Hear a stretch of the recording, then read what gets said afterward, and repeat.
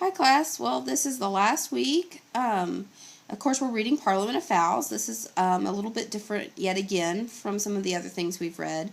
Troilus and Cressida is kind of a simple recounting of this supposed story that that the narrator has read. Of course Canterbury Tales is set up on this idea that it's happening on a pilgrimage, and here we have what is another kind of popular genre in the Middle Ages, which is a dream narrative.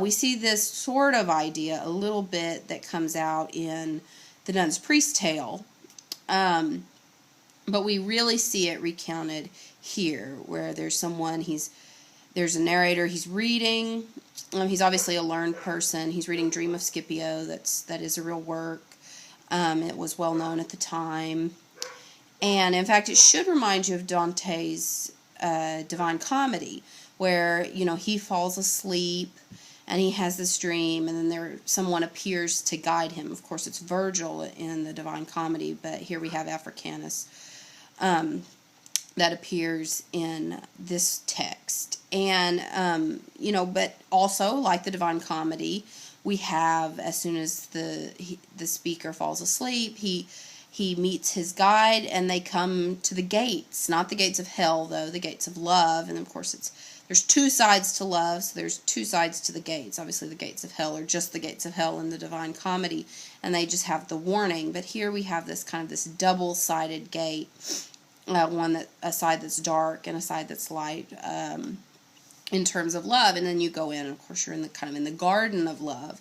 And this should remind us a little bit of the garden that we see Emily walking in the Knight's Tale. Again, there are just many kind of repeated motifs in medieval literature, and garden scenes are one of the big ones. And it definitely occurs here. And then we have kind of the recounting of the gods and goddesses, though particularly of love, like we also see in the Knight's Tale, with focus on Venus and Cupid.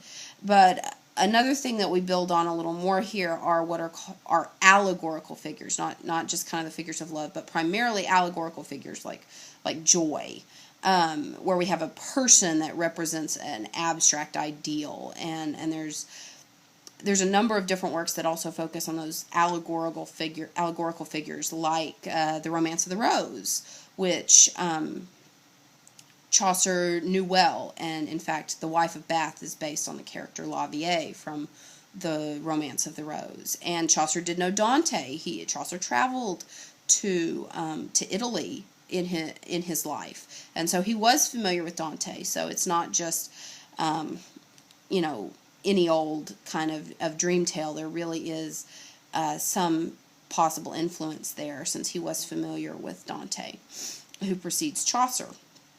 And so we have kind of all of these ideas that are going into the Parliament of Fowls. But that's kind of just the setting. And as we wander in a little farther, obviously we actually get to the Parliament, where all of the birds are around a central location. And nature is holding our four-male eagle, kind of the top pinnacle of, the group of birds imitates that kind of the hierarchy, medieval hierarchy. And tercel eagles, the male tercel eagles, are at the top, but the four-male eagle in a way is even above them, since they're all, nature holds the four-male, and they're all trying to get her affection, especially the three tercel eagles, which are kind of like knights, and the four-male eagle like a lady. But this is love, and so we can't forget that even though it imitates a hierarchy in a certain way, this is a courtly love hierarchy as well, in the sense that the courtly love hierarchy places a lady above a knight, at least for the terms of courtly love. Once you get married, it actually switches things back around. But for the course of this, and of course what's really interesting about it, just like Chaucer plays with women's roles, or at least female roles, in other texts, he really continues to play with them in this text as well, because we see that in the end, the four-male eagle never actually chooses a mate. She says, well, it'll be a year. For many people, that's why they say they think this is maybe an unfinished piece or an incomplete. Some people regard it as more complete. Certainly it can stand alone, and you can read it as a text and get a lot out of it. But she never actually ends up choosing a mate. And there's some debate over whether or not Chaucer meant to write a second part where she does choose a mate, and there's debate about who during the course of that year was, most devoted to her, etc. And that wouldn't be unreasonable to expect. There are a lot of other medieval texts that do that sort of thing, so that would be totally in keeping with other patterns in medieval literature. So is it incomplete? Or is it complete? It's a question up for debate. Most scholars refer to it as incomplete. They think of it in those terms because it doesn't kind of close the dream down really tightly. So we have to take it as it is. And as it is, it's still quite a nice piece. And maybe even being incomplete, leaving those questions, again, maybe allows kind of the role of women, allows Chaucer to play with the role of women, again, just like he does with the wife of Bath or Alison in The Miller's Tale. And Cressida is a really interesting female figure. She's not the typical love heroine like Emily is, in the sense that she just kind of goes along with everything. She definitely questions. She does look a little bit like a victim, and certainly she chooses in the end not to love Troilus. But there's also some question throughout the story about whether she ever really loves Troilus or whether she feels just forced into the match. And that's, again, that's up for debate. But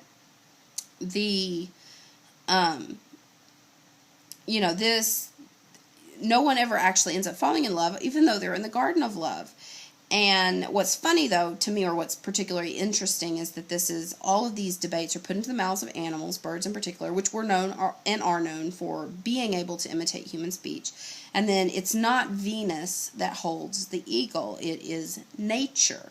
That love, and in courtly love by extension, is associated with natural order. So nature holding sway or holding power over kind of this parliament and being the one that upholds the female eagle in the center of the group tells us something about, again, she's an allegorical figure, and tells us something about how a medieval audience would associate natural order with this grouping. And so that's definitely kind of part of what's going on in this. And so it's really just interesting in those ways. And so I hope you enjoy it as its own kind of little piece. It stands alone. It fits within no larger piece. It is just what it is. So you've read the complete thing, all of it right there. Some classes will start off with this piece. Some classes end with it that I have taken, because I had Chaucer a number of times in different classes. But it is kind of what I like to end with it, because it kind of draws in a number of Chaucerian ideas from other places, especially love, because love is just besides religion and God, love is probably the other most popular idea of the Middle Ages that people liked to explore, and what real love was, and how does one love, and certainly it's a central theme throughout Chaucer. The role of women in love, what is courtly love, all that kind of thing runs through almost all of the tales. If you ever sit down and really read all of the Canterbury Tales, most of them have something to do with love.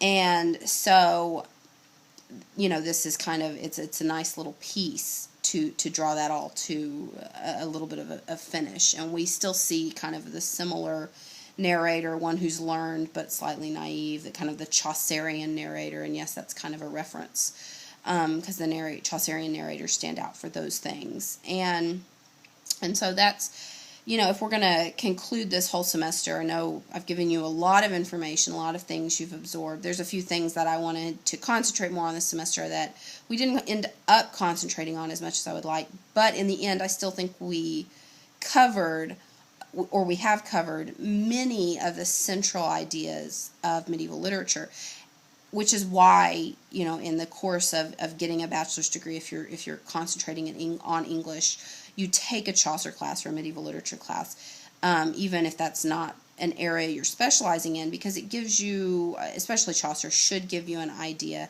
of what a lot of medieval literature looks like, at least medieval English literature. And he's certainly, especially with the Canterbury Tales, with all the different genres that he that are represented, he kind of gives you a little snapshot, and the best kind of snapshot of what's going on in the Middle Ages, and you get to explore. You get to explore all these various themes and things that were debated at the time, ideas that people struggled with, ideas we still struggle with today. You can see the differences and the similarities in society and language, all those sorts of things. Of course, I have, all through my educational career, concentrate on the Middle Ages, and I really enjoy the period, and I think that one of the things occasionally they appreciated that we maybe haven't as much as mystery, that sometimes they liked leaving things to the imagination, so to speak, and we don't always do that as much today with the way our TV is and all that kind of stuff. And I watch just like anyone will, or whatever. But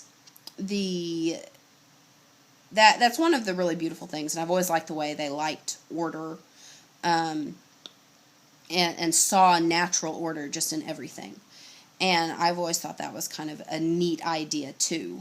Whether I agree that everything is quite as perfectly ordered as they always describe it, I don't know, but I still think that the way they do that and the way it permeates just everything, the idea that nature in the Parliament of Fowls stands center, and natural order, and of course God is kind of at the center of the natural order for the Middle Ages. It just permeates every single thing about the Middle Ages, and you really have to understand that to understand the Middle Ages. And so, just as we kind of draw this semester to a close, I want you to be thinking about those ideas. Our final exam will explore these sorts of ideas, kind of these general, what is medieval literature ideas. Probably I'll have at least one question on there about courtly love, maybe as reflected in Parliament of Fowls and Troilus and Cressida.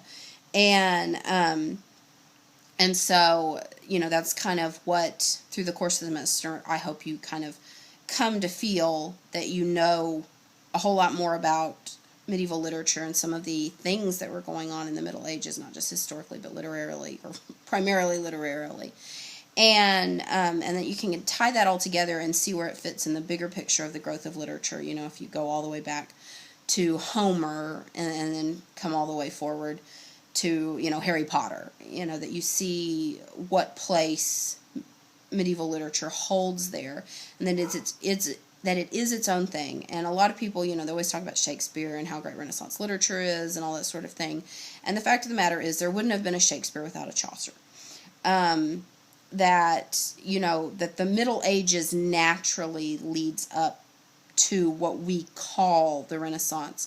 That there's not really this just like I think when we talk about time periods and time eras, we so often talk about it in a way that we see this break or this divide between, okay, here's 1600, there, 1550 or whatever, and there's the Renaissance and the Middle Ages before that, and it was just like this abrupt shift. And of course, anyone knows that's not really true. It just, you watch your own life and you see gradual shifts and changes and experiences and that sort of thing. So it's almost all things just change over time. And that's exactly what happened with what we perceive or what we call the Renaissance. It wasn't just this kind of insta flowering of knowledge. It grew out of the Middle Ages and learning in the Middle Ages and the advances that were made in the Middle Ages, both early and late Middle Ages, led to all of the things that do go on in later periods. And so, again, I hope you've enjoyed this. I know there's going to be certain pieces you liked, certain pieces you didn't like. Certainly Chaucer's poetry is really beautiful. He's a master of his craft. I hope you feel certainly that you know what might have, up to this point, been a familiar name, but not familiar pieces of literature. You probably heard about the Canterbury Tales, and certainly you probably heard of Geoffrey Chaucer, but you may not have known much about them. And now you kind of know at least what some of the hubbub's about. And I really have enjoyed spending time with you, even if it's been primarily through video and email this semester. I know there's been some things. I do think I finally starting to get some kinks out with my systems, and I'm teaching again next semester. I'm teaching a Arthurian literature course, and I'm gonna approach it, I think, a little bit differently now that I understand some of my systems. But anyway, I still have enjoyed working with you all, and it's been really great. And I've appreciated your patience when I've been behind, and I've appreciated most of all of the work that you all have turned in. You've turned in generally high quality work and have done well. Most people in this class are doing solidly in the class. So anyway, again, I appreciate everything, all the time that you all have put in this semester, and I look forward to seeing your video diaries. And I guess that's a wrap. Bye.